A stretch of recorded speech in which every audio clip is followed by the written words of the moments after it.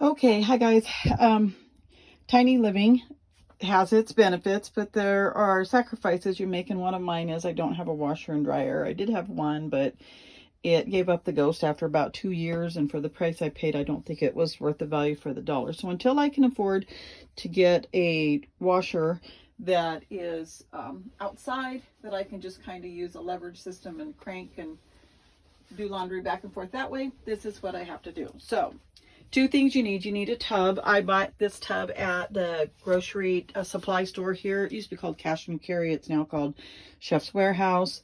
A clean plunger that you're not going to use on anything else.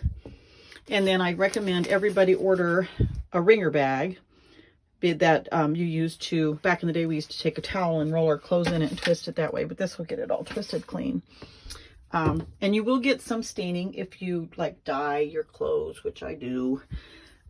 So you put your laundry soap in here and you do just enough. You don't want to, you got to be able to move your laundry around, but you use a plunger. And once your soap and water is started, you get your clothes in, you just do this.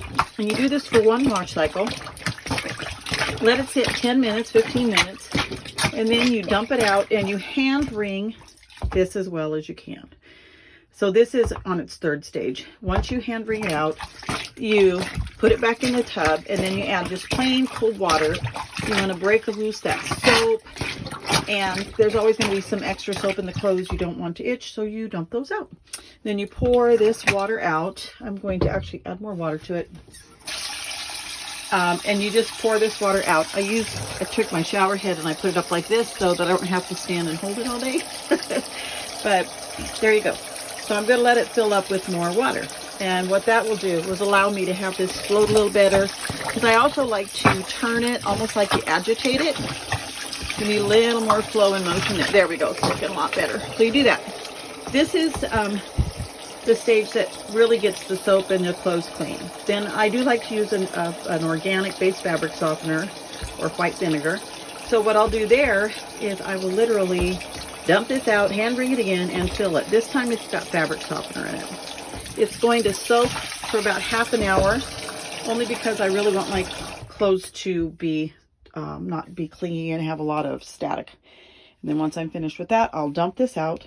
I'll hand wring them again, and I'll do a quick rinse to make sure there's not too much softener. I only do a capful, and I mean a tiny, tiny cap. I'm talking a very small capful like this. So then I'll take that, rinse that, give it a quick rinse, and let it just sit 5 or 10 minutes. Then I'll wring it out, and I'll wring it in that professional wringer that I have so it's mostly dry. And then I either hang it on the line. If it's wet out, I have to hang it inside. But that's how you do it. Make it happen, and then you have dry clothes. It works. It doesn't, and they don't get too wrinkled. So like, just hang them up. And I have a space heater I keep in my bathroom, so I hang stuff up and put it on like that, so it can just dry. That's how you do it. Simple, time saving, little loads at a time. You know, when you're by yourself, and it's a lot cheaper than a laundromat. Laundromats have gotten super expensive this year. So, best of luck and enjoy simple life.